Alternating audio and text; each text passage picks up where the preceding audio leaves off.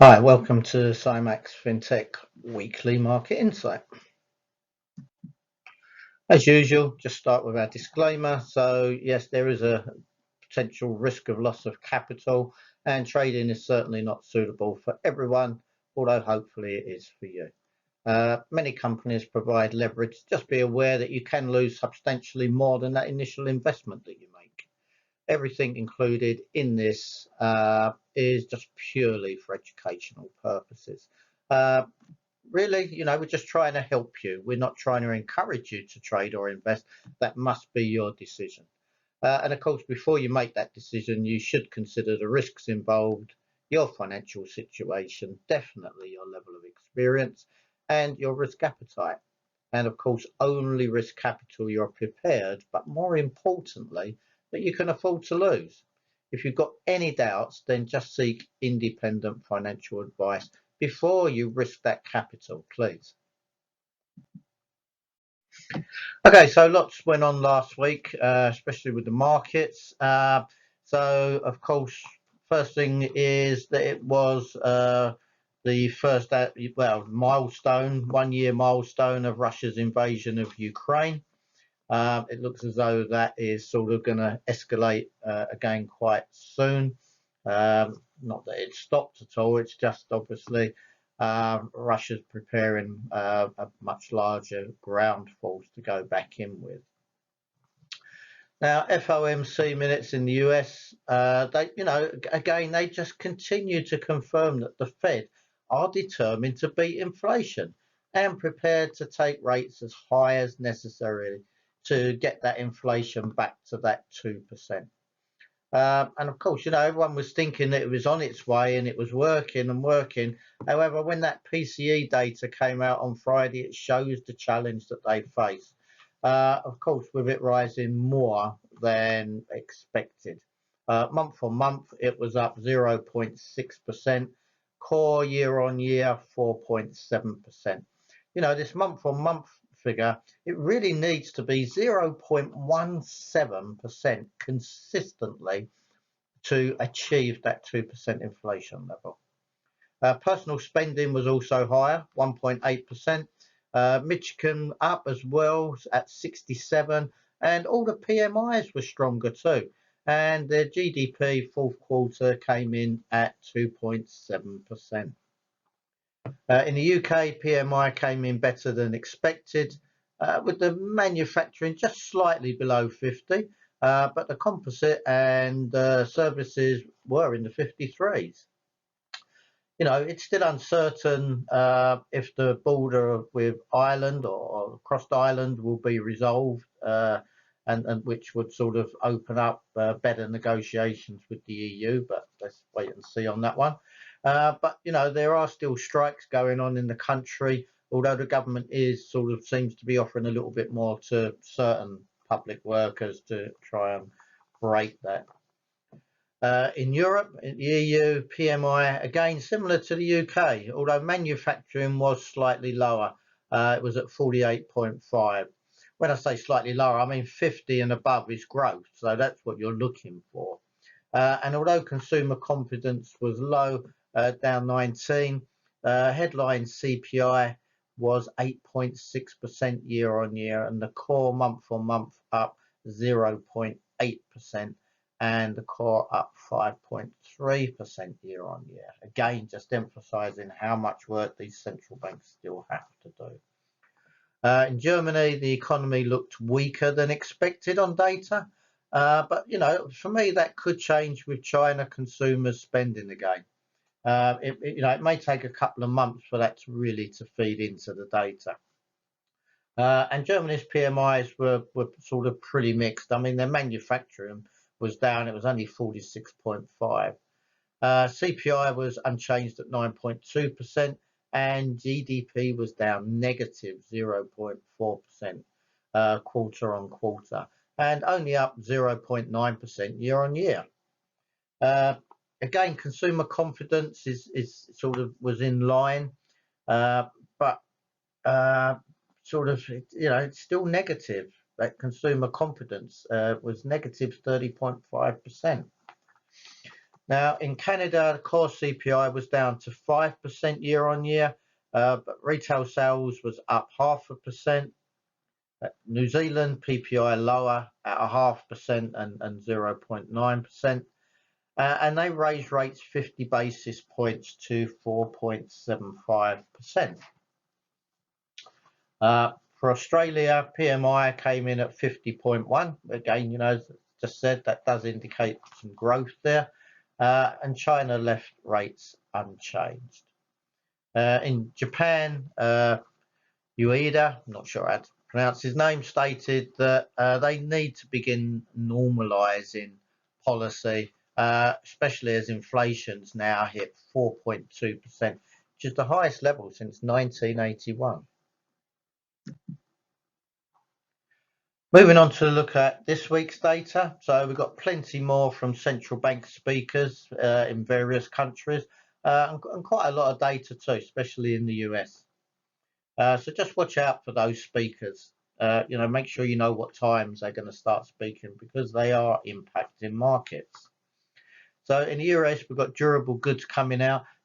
Durable goods is important. It's good to watch that because it shows consumer spending on the bigger ticket goods. These are products that have a lifespan of at least 3 years. Like kitchen goods and stuff like that, really. Housing data is still being impacted by the rate increases, but there's no sign of a crash so far. So obviously, hopefully it's going to stay like that. Prices down may be good if you're a buyer, but what we don't want is another crash, because that brings down the economy with it. So consumer confidence, this sort of irritates me a little bit, the fact that this comes out at 3 o'clock, because for me it's an important piece of data, and the reason for that, that I think it's one of the key metrics, is that it shows what we as consumers, whether we're confident of our abilities, our earnings. And because if we are, we're going to keep spending. If not, we're going to start cutting back. And we generally account for 65–70% of the economy.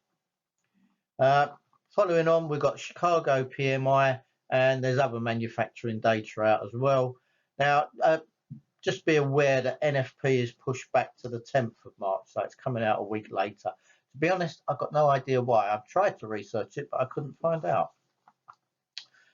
In the UK, we've got housing data. Again, possibly more weakness there. And Bailey is speaking, the head of the Bank of England. In the EU, we've got consumer confidence, PMI, and then we've got the inflation indicators coming out, both CPI and PPI. Will the euro come under even more pressure once that data is released? It didn't have a good week last week. In Germany, we've got CPI, that's going to be released. Then Switzerland, Canada, and Australia are releasing their GDP. And Australia is also releasing retail sales and CPI. Now, Japan, the governor-elect, Ueda, is speaking again. So just keep an eye on that if you're trading the yen for sure. And China will release their PMI data also. So moving on to the macro, where do we go with that? Okay, let's start with a little bit of data. So the dollar index, that dropped from sort of Q4 last year from 111 to earlier this year touching 100, well, 100 and a bit. People were saying, oh, dollar's over and all that. And then, of course, now with these expectations that the Fed may have to go further than previously expected with rates again, the index has rallied and it sort of quite easily got back to 104. And there is potential for it to touch 105 again. But for me, rates aren't the only influence on the dollar. We've still got to look at the US having the strongest economy.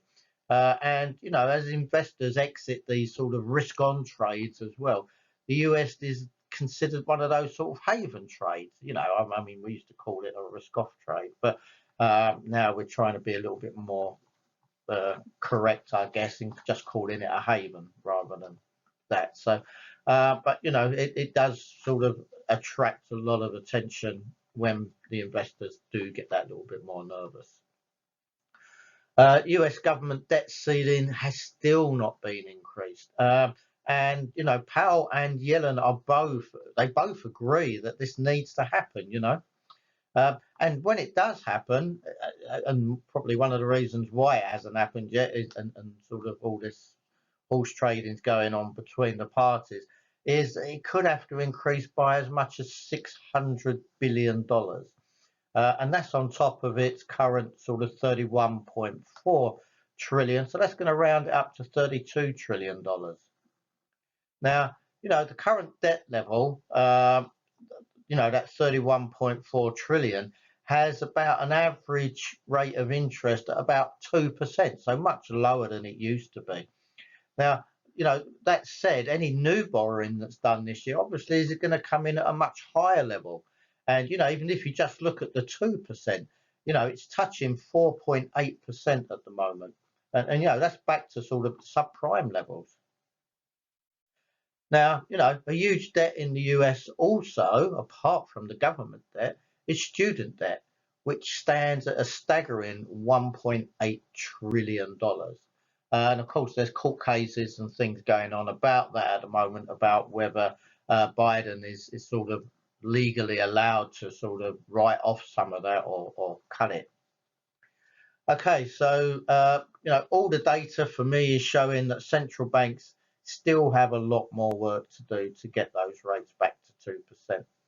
But for me personally, I just don't think it's even going to happen this year.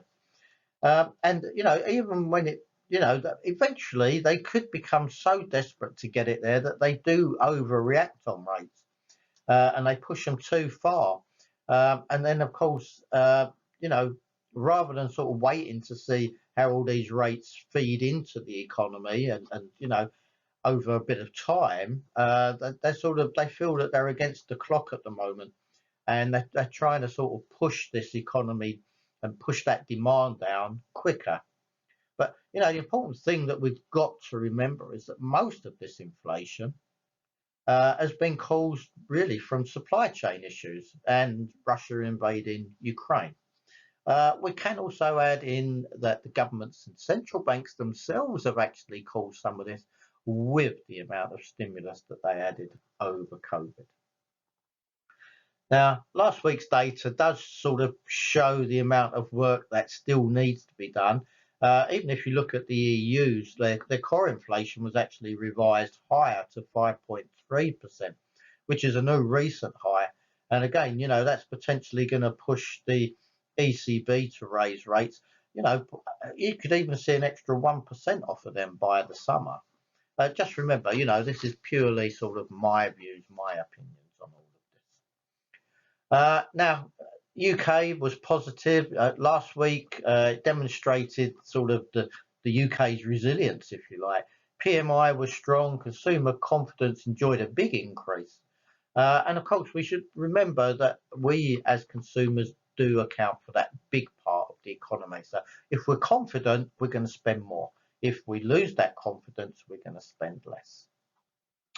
But of course,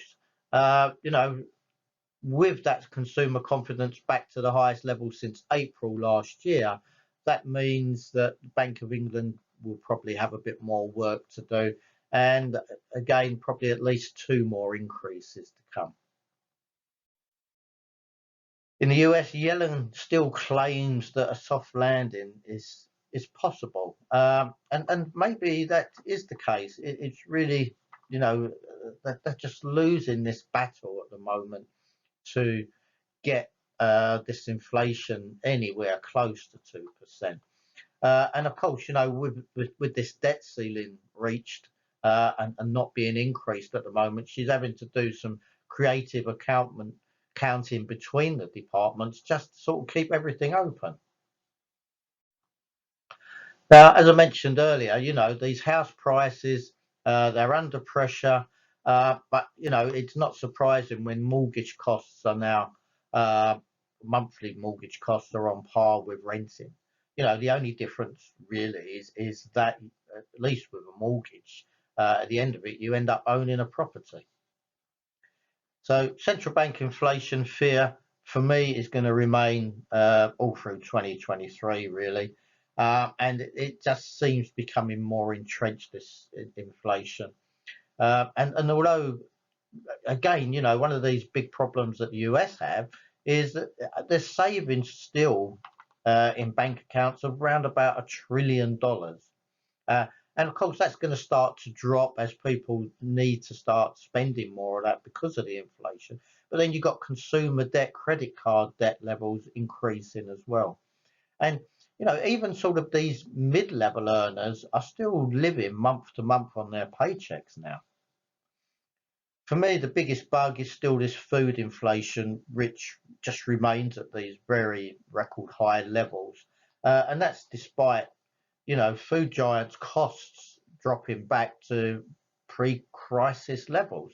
You know, yeah, they've still got an odd couple of costs which are coming from having to pay their workers more, maybe a little bit more energy costs in there. But all the rest of it, you know, the raw material costs and all that, and even transporting all of them have really dropped back. And then just sort of just mention one thing about I don't know if you're following the digital markets at all, you know, crypto, but Coinbase again, this is sort of interest rate relative because Coinbase is actually benefiting from these higher interest rates. Uh, Most of their recent revenue is actually coming from the interest that they receive on their USDC. I think it was around about, well, it was over 100 million that they earned on that. And there is about $42 billion worth of USDC in circulation. Now that's pegged to the USD and also short dated treasuries as well.